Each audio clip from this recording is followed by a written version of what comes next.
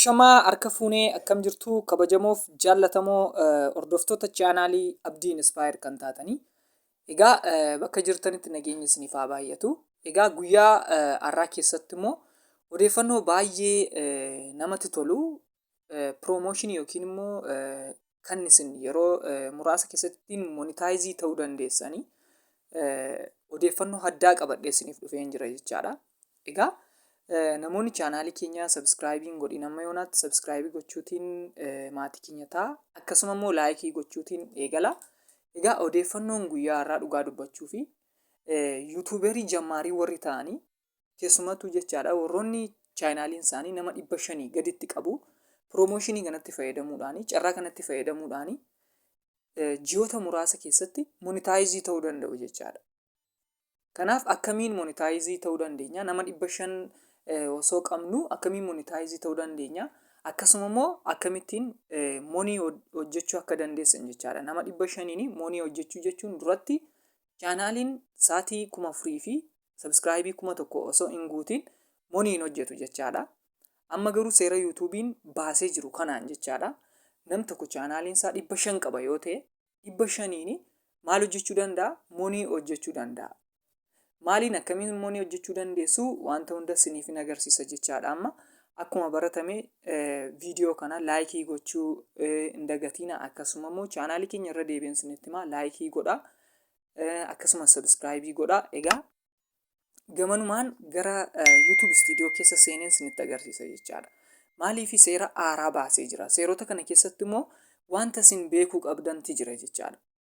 Dirqama fayyuma miti kan isinii kana irratti hojjechuu dandeessan.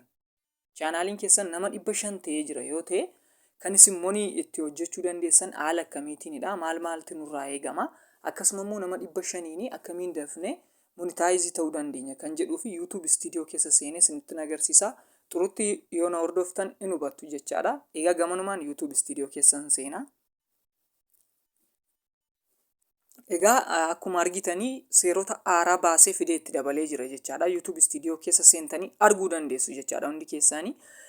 Duratti piroomoshiniin baay'ee ture miileenii view shortii miileenii 10 fi akkasuma immoo waachaaworii dirqama sa'aatii 4,000 hin guuta jedhee ture jechaadha. Amma garuu piroomoshiniin ba'ee jiru jechaadha. Guyyaa 90 fi ji'a 3 jechaadha. Sa'aatii shortii irraati yoo xiqqaate miileenii 3tti akkasuma immoo sa'aatii 3,000tiin monii ta'uu dandeessu jechaadha. Akkasuma immoo as keessatti wanti jiru jechaadha isinitti agarsiisuu hin danda'a.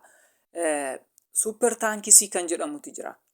Fakkeenyaaf namoonni chaanaalii keessan biyya alaa keessa taa'anii akkasuma immoo chaanaaliin monii ta'anii monitaayizii ta'an jechaadha. Hiriyoonni keessan ta'uu danda'a. Chaanaalii garaagaraa ta'uu danda'a. Suuper taankisii kan jedhamu kana istiikerii gaafa isiniif kennan jechaadha. Yeroo sana gara birriitti jijjiira jechaadha. Wanta birriitti jijjiiru kan ammoo kan inni namatti tolu yeroo kana keessatti amma monitaayizii taatanitti hin eegu jechaadha. Suuper taankisii kana 4 fudhadhaa 3 fudhadhaa 1 qabaadhaa appilaayi gochuu dandeessu jechaadha. Gara maalitti? Gara AdSense akkaawuntii keessanitti ceesisuu dandeessu jechaadha. Kanaaf yeroo kana keessatti piroomooshinii baay'ee baasee jira jechaadha. Fakkeenyaaf view shortii viidiyoo tokko dhimma hojjettanii yoo hojjettanii yoo miiliyooniin 3 isiniif ilaalee chaanaaliin keessan tootaalii monitaayizii ta'uu danda'a jechaadha. Akka namoota sa'aatii 4,000 fi sabskraayibii 1,000 guuteetti monitaayizii isiniif godha jechaadha yuutuubiin ofiisaa. Kanaaf kun baay'ee namatti tola. Warroonni sabskraayibii reefuu xiqqoo qabdanii kanarratti fayyadamtanii dirjiitii guddaa tokko ijaarrachuu dandeessu jechaadha. Kan isin fayyadu. Kanaaf wanta isin amma as keessatti beekuu qabdanii viidiyoo yeroo shortii hojjettanitti pilaatfoormii garaagaraa irraatii fiddanii yeroo gashuuf jettan jechaadha. Akka fakkeenyaaf TikTok irraa buusuu dandeessu, Facebook irraa ta'uu danda'a, pilaatfoormii garaagaraa irraa fiduu dandeessu. Maal gochuu qabdu? Viidiyoo sana jalqaba irratti akka inni koopiraayitii isin jalaan taasisnetti ediitii yookiin immoo sirreessuu qabdu jechaadha. Akkuma fiddaniin yoo caantanii sinirraa kaasa jechaadha. Yeroo kanatti seeraan inni baasee jiru inni guddaan koopiraayitii yeroo tokko fiddanii gashitaniitu taanaan sinirraa cufa jechaadha piroomooshinii amma baasee jiru kana.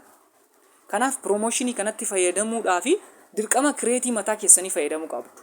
Viidiyoo haala barbaadeen hojjechuu dandeessu. kireetii mataa keessanii fayyadamtanii jechaadha.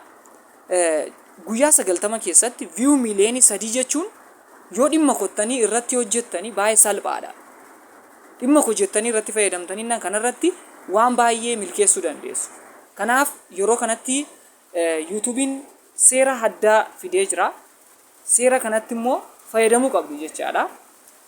Egaa akkasuma chaanaalii keenya kanaa fi warroonni haaraa taatan keessumattiyyuu viidiyoo barnoota qaqqabu argattu waan ta'eef waa'ee YouTube irratti akkasuma wantoota hedduu jechaadha. Subscribe gochuu hin dagatina. Laayikii godhaa. Odeeffannoo kana hiriyoota keessan bukkee geessisaa. Namoonni YouTube hojjechuudhaaf fedhii qabanii odeeffannoo isaa guutummaa isaa baranii gaafa hojjetanii maal akka argatan baranii gaafa hojjetanii baay'ee itti tola waan ta'eef sheerii godhaa, laayikii godhaa. Guyyaa har'aaf odeeffannoon qabadhee dhufe kana fakkaata. Gaaffii yoo qabaattan immoo koomentii irra kaa'aa. Galatoomaa, turtii gaarii.